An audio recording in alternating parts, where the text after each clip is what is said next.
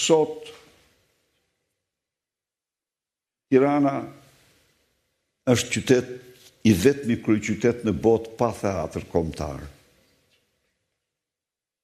Në një kohë kur kishte një theatër 100 vjeçar. Sot Tirana është një qytet që ka një galeri artësh të shtruar në magazin, ku piktorët nuk mund të ekspozojnë veprat e tyre.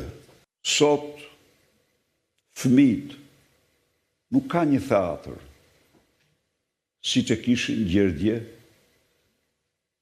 dekada e dekada. Sot, libri